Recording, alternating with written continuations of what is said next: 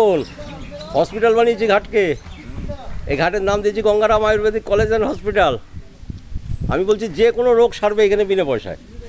মানে এইটা অ্যাকচুয়ালি জিনের উপর কাজ করা হচ্ছে, কোনো ওষুধের মানে রোগের উপর কাজ হচ্ছে না। কিন্তু এখানে কোনো ওষুধের ব্যাপার নাই, এখানে সেল, কোষ আর জিন, তার উপরে এখানে ন্যাচারাল মানে নেচারোপ্যাথি আর কি, ন্যাচারাল ট্রিটমেন্ট হবে এখানে। লোকে আসছে আর আমি তো নিজেই আছি।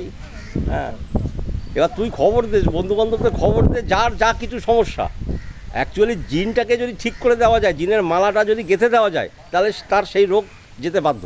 সে যত বড় মানে জেনারেশন যদি রোগও থাকে, যেমন হাঁপানি টাপানি অনেক রোগ আছে না, জেনারেশনের রোগ, বাত, এইসব আগলুম বাগলুম, এই সব রোগও সারানো সম্ভব এই থেরাপির মাধ্যমে।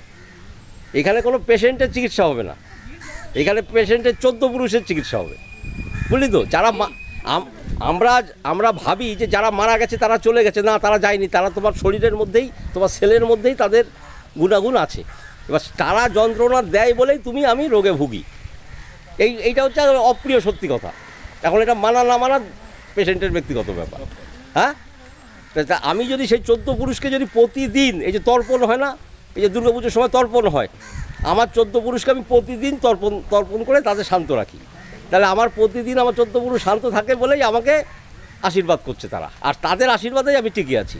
এটা হচ্ছে বাংলার ভাষণ, বড় কথা। আমি তর্পণ করি